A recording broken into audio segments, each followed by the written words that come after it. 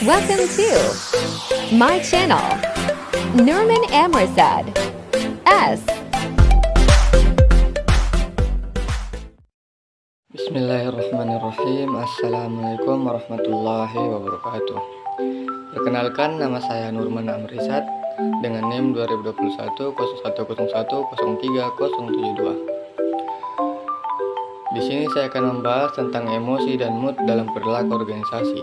Adapun poin-poin yang saya ingin bahas pada hari ini yaitu tentang apa yang dimaksud dengan emosi dan mood, dan kedua yaitu apakah peran emosi dalam perilaku organisasi, yang ketiga dampak emosi dan mood bagi karyawan dalam organisasi, yang keempat dampaknya jika tidak mengendalikan emosi, yang kelima ciri-ciri emosi yang positif dan negatif, dan adapun yang terakhir yaitu bagaimana emosi mempengaruhi kualitas pengambilan keputusan.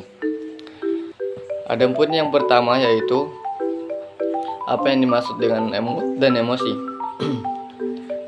Emosi adalah perasaan-perasaan intens yang ditunjukkan kepada seseorang atau sesuatu.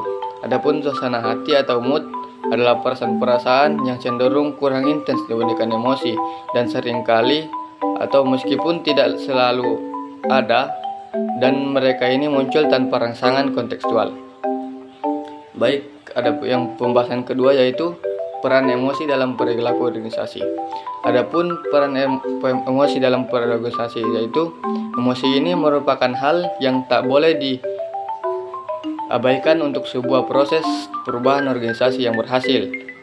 Emosi ini tidak hanya memiliki fungsi negatif, emosi juga dapat berfungsi positif yang dapat mendorong tercapainya perubahan organisasi kalau emosi ini dikelola dengan tepat.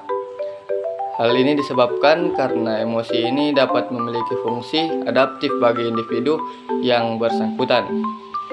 Adapun pembahasan yang ketiga yaitu dampak emosi dan mood bagi karyawan di dalam organisasi. Ketika kompeten emosi ini dimiliki seorang manajer, maka akan ada peningkatan kerjasama, inovasi, dan efektivitas pengambilan keputusan yang dapat meningkatkan produktivitas dan keuntungan organisasi. Manajer memberikan pengaruh yang kuat pada orang-orang yang bekerja di sekelilingnya.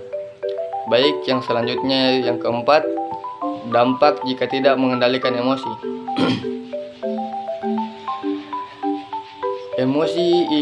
Jika emosi tidak terkontrol, maka dapat membuat seseorang tidak sabar dalam menentukan pekerjaan. Nah, jika kita tidak sabar maka kita melakukan pekerjaan tersebut itu terasa berat. Jika sudah merasa terbebani dan merasa sangat berat melakukan pekerjaan tersebut, kita bukan segera mencari solusi, melainkan kita mencari, tapi kita lebih sering menyalahkan diri kita sendiri. Adapun poin yang kelima yaitu ciri-ciri emosi yang positif dan negatif. Emosi positif adalah emosi yang menghadirkan perasaan positif yang kayak contohnya bahagia, cinta, harapan, romansa, keyakinan, dan lain-lain. Sedangkan emosi yang negatif ini adalah emosi yang identik dengan perasaan tidak menyenangkan dan bisa membuat perasaan negatif. Contohnya yaitu kayak takut, sedih, gelisah, merasa bersalah, dan lain-lain. Adapun poin yang terakhir yaitu bagaimana emosi mempengaruhi kualitas pengambilan keputusan.